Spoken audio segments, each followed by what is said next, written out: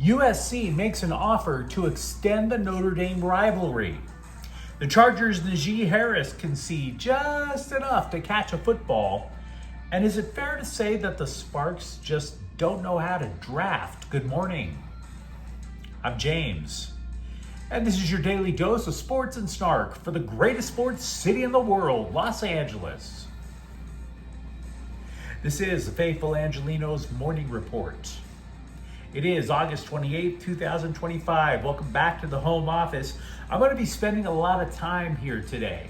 A lot of time with the laptop posting season previews for both USC and UCLA football today. So, if you like being in the know about LA sports, clickety-clack the like button. Clickety-clack the subscribe button. There's a notification bell. Hit that. It'll let you know when we drop an update. Sharing is caring. Let people know we exist. And by all means, comment. Now, before we go through the news and notes, a very quick look at the scoreboard. Dodgers 5, Cincinnati 1. Sweep. Lead in the NL West is 2. The magic number for the Dodgers down to 27. Also, Seattle shut out the Galaxy in Leagues Cup 2-0. Seattle goes on to the finals, where I am sure MLS's refs will be totally fair when they see Inter Miami. As for today, there are no games involving LA teams, so with that out of the way, let's get to the news. The LA Times is reporting that USC has offered a multi-year deal to extend the battle for the jeweled shillelagh with Notre Dame. Athletic Director Jen Cohen said she believes a deal could be struck, quote, very soon, unquote. Which would be nice, considering this must-see game on the calendar that has endured for almost 100 years could otherwise end in 2026. Now, the USC program had faced heat, including some from its own fan base, because extending one of college football's signature rivalries was not a fait accompli. Cohen had been working to get something more advantageous for the Trojans, and quite frankly, I don't blame her. I really don't. The Trojans had joined the Big Ten last season, and they were surely getting their frequent flyer miles in without having to book yet another Spirit flight to South Bend, Indiana. Consider the impact. In this year alone, the Trojans have 4 cross-country trips in a 6-week stretch, with Notre Dame right in the middle. Does that sound particularly feasible? Does that sound particularly fair? Look, one of the toughest things to do in the NFL is to win the second of back-to-back road games. You think about the NFL, whenever a team is unfortunate to have 2 games scheduled in back-to-back weeks on the opposite side of the country, you'll often find them saying, you know what, guys, pack for 2 weeks, we're not flying back. And there's a reason for that. The time to recover, the lost time for the film room, things such as that.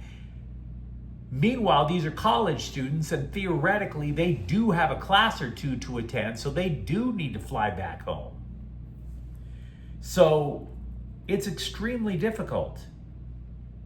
Imagine in the Big Ten having a game on the road, say, in Ohio State, then having a road game in Notre Dame, and then having a road game in, say, Oregon. Again, does that really sound fair? Of course not. Of course not. Now, the offer that USC made, or I should say one offer that USC did make, which was not confirmed until the Times reported it yesterday, it was something that I had suggested that USC was going to do for months. I argued that the Trojans should push the game toward the start of the year.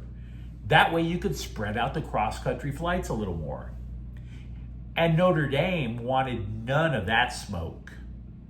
Not at all. See, typically the Trojans are one of what?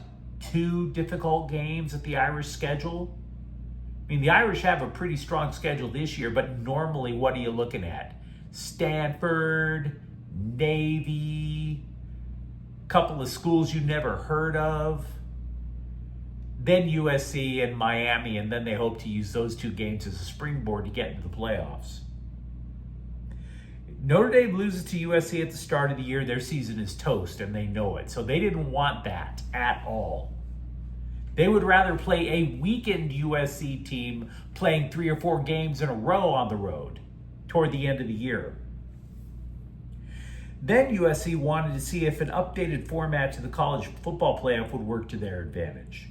There was a belief that the playoffs would expand to 12 teams, with the Big Ten getting 4 automatic bids.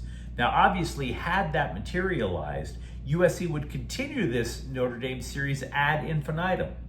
Why not? Losing to the Irish in South Bend would not be that damaging at all to their playoff hopes. That idea is starting to lose momentum. The SEC is now asking for the playoffs to expand to 16 teams with only 5 automatic invites. So, we do not know the fine print of this offer that Cohen made to Notre Dame. It's quite possible the Irish will continue to posture to get everything on their terms. Everything. But, let the truth be told, USC had a case. It's just not one that worked out in the so-called court of public opinion. And now they're trying to continue the series anyway. So I wouldn't exactly be too hyped to call the Trojans a bunch of cowards, like people have on the social medias. The crown jewel in the 2025 Trojans recruiting class, not the nationally ranked 2026 one, mind you. He's 50-50 to play in the Trojan season opener against Missouri State. Jakeem Stewart's right foot is in a walking boot. Now, Lincoln Riley doesn't see this as a long-term issue. That would be nice. And let's be real. Does Stewart really need to play Missouri State? Do you even know Missouri State's nickname? If you and I don't, and I had to look it up, I'm going to assume that that's a school that is not much of a threat to take out a Power 4 conference team. Call me elitist. I would worry more about DeVry putting together a football team. So yeah, a lot of Trojans news to discuss. Feel free to let me know what you think in the comments thread. Hey everybody, Najee Harris can see. At least I think he can see. If he can't see, at least somebody at the Bolt, the Chargers practice facility, somebody put his pads on for him, placed a football in his hands, and then pushed him in the direction to run. The Chargers are now thinking the running back will be ready to go in week 1, even though he blinded himself in a fireworks accident on Independence Day. Maybe that's how he blinded himself. I was told something different about how you go blind when I was in high school, but I digress.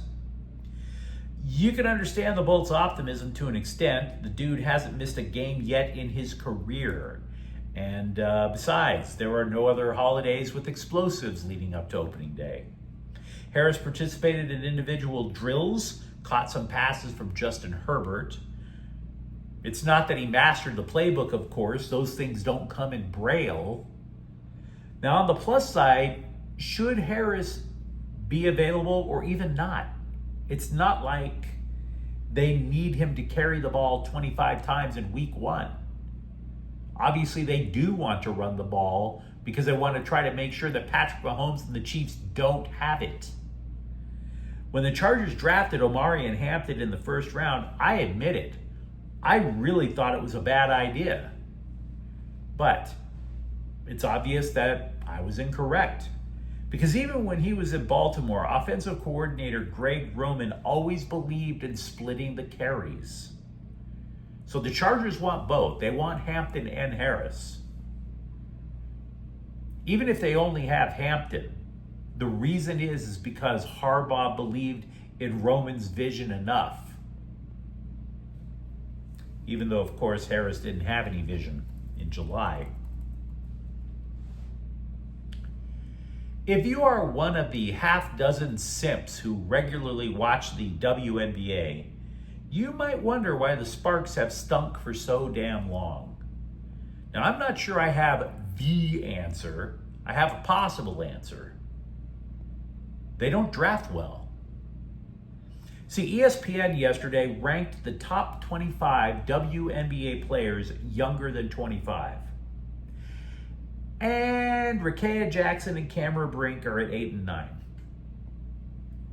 For a team that has missed the WNBA playoffs for 4 consecutive years and theoretically would own a bunch of lottery picks as a result, that could basically explain the problem right there.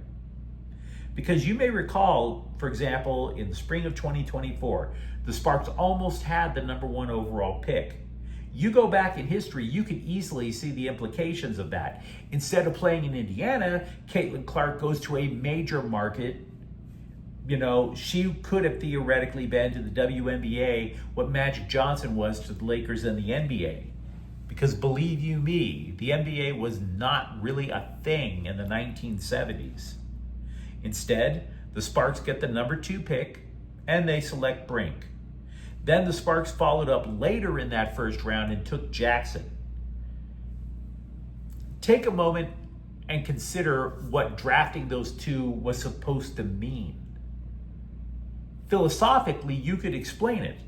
The Sparks' idea was like, okay, we're going to rebuild ourselves with 2 lottery picks and we're going to just take care of the front court in one fell swoop. But then you look at the players listed ahead of Jackson and Brink. There are 4 forwards and centers total. 4 forward centers ahead of Jackson and Brink. So they didn't even get the best big people available. Angel Reese, for example, who shoots so bad that she coined her own stat, the me-bound, grabbing your own missed shot. She is considered a better player, according to ESPN, than Jackson and Brink. Now, the analysts still believe Jackson has a strong future because at least she can create her own shot. There are still people holding out hope that Brink will become more than an influencer. They still claim, oh, she's a great rim protector, but the Sparks still give up tons of rebounds and buckets in the paint. They're arguably the worst defensive team in the WNBA. I would say it's possible that the Sparks realize that their drafting history sucks. Consider this. This spring, they had the #2 overall pick in the WNBA draft. They traded it away in order to land Kelsey Plum, which turned out to be damn good business. Plum is their best player. So, again, do the Sparks suck at drafting?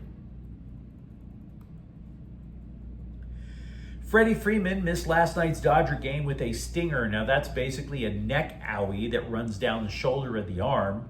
That's kind of an issue when you need to swing a bat. Dave Roberts said he expects Freeman to be back Friday when the Dodgers are playing Arizona. LAFC defender Maxime Chanot has retired. The 35-year-old spent the majority of his career in Major League Soccer, most of which for New York City FC. He spent the last year and a half at the Black and Gold. And Angel City continues to purge from the roster. Defender Alana Kennedy and midfielder Kate Zellum are on their way to London to play for a club I've never heard of. It's not like it's a Premier League team. But you let me know what you think in the comments thread. Talk to me, for example. Are you happy with USC at least making the attempt to keep the Notre Dame rivalry going? What about Najee Harris? Do you think he's playing week 1 or not? And if you enjoyed this update, don't forget to subscribe to Faithful Angelenos. We're talking LA sports every single day here. Thank you for watching. I'm James. We'll be back later today with either a USC or UCLA preview. Faithful Angelenos is a Kian Cortel Queso production. Take care.